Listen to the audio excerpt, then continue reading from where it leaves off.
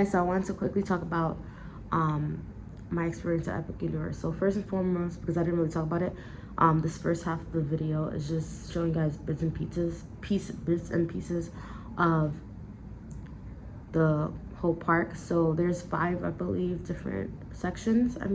Yeah, 5 different sections. I'm trying to remember exactly because I went yesterday. The Celestial Park, which wasn't really much in there. I feel like I just went there to like in that area to like shop for a few things. Then there was what's the other thing? The How to Drain Your Isle Burke. That was the How to Drain Your Dragon. Then Super Nintendo World, the Harry Potter Ministry of Magic, and then the Dark Universe. I really didn't really care for the Dark Universe. It was not much in there anyway. And I'll get into details really quickly. The design of the whole park, this is what I would say. Pros, the design of the park was really nice. I would say that they did make it look very realistic to the movies and stuff like that. Especially when I went to Harry Potter, I was like, this actually looks like the movies and things like of that nature. Now, my issue is, okay, so I went to the one in Orlando to be specific. I'm probably going to put that in my title, but because I know there's also one in California. Now, if you go traveling into Orlando, you know that Florida's generally, I've been here many times in my life. I don't know, it's been more than 10 times now that I've been in Florida. Florida's a state where it rains a lot, especially in the summer. So that's the con that you have to think about when you're going to theme parks. But I will say, in my experience of just going to theme parks in general, this is the first theme park that I did not like. It was a waste of our money. And if you know, Epic Universe is very expensive. Me and my family went. It's $200 a ticket, first of all. So let's talk about that. It's already expensive as it is. And you spent all that money to not even enjoy the park. So what happened on our end, and I've seen people say, oh, they had a great time, and that's great for them. But that wasn't the case for us. First and foremost, so we went in, we were like, we're gonna cover at least one ride first. In each section. That didn't end up happening. For one, we got there, I want to say about 11. So the park just opened about an hour before that, but it wasn't too bad, right? We stayed till 8 p.m. It closes at 9 p.m., but by 8 p.m. we're just over it, and I'll explain why. So we came in, the first section that I think we tackled was Super Nintendo World. We did walk around Celestial Park a little bit, but then we were like, okay, let's go into Super Nintendo World. So we went in. Like I said, everything looks nice in the park. That I'll give them that. And then we went on Yoshi's Adventures, which is like a little kiddie thing. You go around, it's cute, whatever, but it's more for a kid thing. That was the only thing that had the shortest wait time because my sister had the Epic Universe app, so she could see the wait times, right? So we're like, okay, let's go on that because that's the lowest wait time. And that at the time when we got on it, I believe it was 80-minute wait time. We were on that line for an hour and a half an hour and a half, and then we finally got on. Now here's the thing. I don't mind waiting for a ride, but I think 30 minutes to 40 minutes, okay. But the fact that every ride in there yesterday was, if not 80 to 90 minutes, some of them were 100 plus. Ministry of Magic, there was a nice one that everybody wanted to go on. That was 200 plus. It stayed 200 plus, 210 specifically, for the whole day. Mind you, like I told you guys, we were there from 11 to 8. The park closes at 9. So we were there for the whole day. We could never go onto any rides. All of them were such a high wait time. We got into a second thing. When we went over to Isle Burke, we actually ate food there, and I will say this, the food at Spitfire Grill was really good. We got this like chicken dish. I forgot exactly what the chicken dish is called because my sister ordered it on the app, but it's like a chicken dish. It had like grain rice. It was actually very healthy. Grain rice, it had Brussels sprouts, and a little bit of cheese. They sprinkled a little bit of cheese because it was supposed to be like medieval times meal, but it was actually very hearty. It was very good. That I would say that food choice was very good. We ended up buying the Epic Universe cups. That's costly. Obviously, it's a souvenir we'll keep, but still, that's kind of like crazy. But I know it's standard for theme parks. So after we said, let's go to one of the rides in Isles of Burke because that was the next area.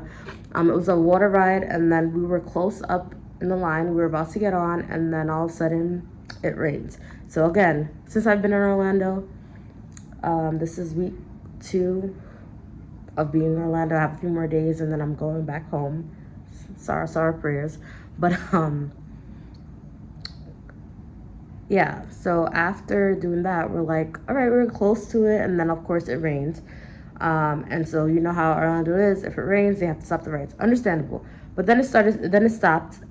So then they're like, okay, I thought they were gonna start it over, and then they said no. Then at some point they said, listen, they're very strict. I think this is just a Florida nationwide thing, that if it's a lightning, they have to wait a longer period of time. So it was like 30 minutes. So then we were still standing there for a while. We're like, because we were already literally at the front. We were always about to be like the next to go on the next boat. Because it's like a boat ride. You sit in the water and go around, whatever. And then after a while, I was just telling my family, we've been standing here because honestly, by the time I got back to our resort, my feet hurt from just walking around the park all day and standing on lines because we didn't get on anything, which was very annoying. So anyway, so like I said, we walked around the park, yada yada yada, and then we decided after a while, it stopped raining, but it was still cloudy. So I was like, well, let's just get off the line because we're not getting on. Anyway, let me wrap this up because I'm talking so much. So anyway, we didn't get to go on that. We got off because I'm like, we're just spending time standing on the line. So we're like, okay, let's go walk around another section. Let's go see something else. Again, we kept on checking on the wait times and we're like, what is the point? But we went to Ministry of Magic. We were excited to see Harry Potter. Like me and my sister mostly watch the movies. My sister's more like a fanatic of it. I do like Harry Potter as well. But we ended up going around. We saw all the stuff. We did they had like a little, like, theater show in the Harry Potter thing. It was called, like, I didn't film it because they won't allow you to film it to show it to other people, obviously. But something of a Arnucus or whatever. I think I took a picture or a video of the sign. But we went to that. That was maybe a good 10-15 minutes. Came back out. We walked around again. Oh yeah, we went to go check if one of the rides is like a Ministry of Magic like viewing thing. They were like, they're at a capacity, so they're not even letting anybody else go. So, and mind you, that's the one that was 200 minutes already. So that was actually very frustrating. And then so we said, let's leave, we'll come back. We walked around, we went to another area. We got butterbeer as well, which I think I showed you guys in this part of the section.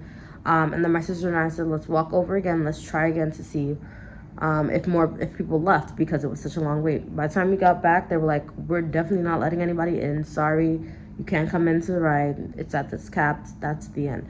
So pretty much we didn't get to do anything at all. And I know some people will be like, well, you know, this is a new park.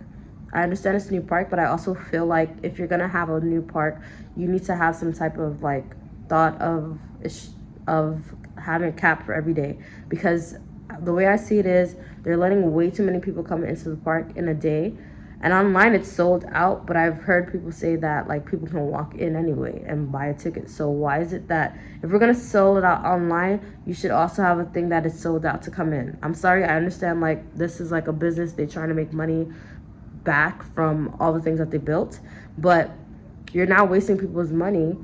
And I already posted, I'm gonna tell you guys already, I already posted on Instagram, TikTok. Like I was like, it's great for all those people who went and they didn't have an issue. They were able to go in and out of the parks and they got to go all the rides they wanted. That's great for you guys, but that wasn't my case. And I know it's summertime too, so that's probably another issue too. But I also feel like too, when it stopped raining, there were some rides they could have put back on. They decided, whatever, we're not gonna do it. And also, but I think the biggest issue that I would say that Epic University to tackle is limiting how many people come in. It's not only online, just coming in to the park and buying tickets, because now we have an issue of so many people. And then you gotta also think some people buy tickets also via their resort, because our resort actually had a thing, like a deal thing, but we decided not to do it because you had to do 2 parks if you wanted to do it. And we didn't want to do 2 parks. So that's another thing. People are buying physical tickets from within their resort, depending on where you're staying.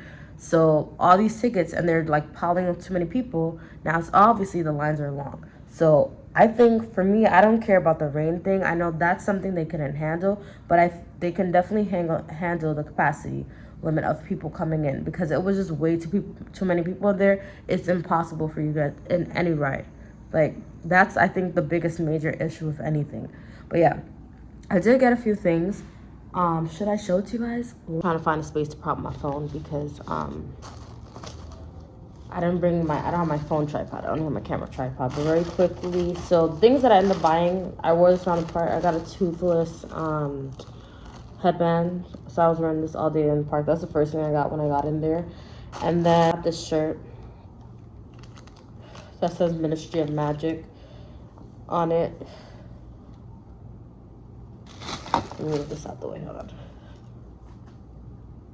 And it has a dash of purple, so I was like, I'll get this one. They had an all purple shirt, but I didn't like it. I didn't like how it looked.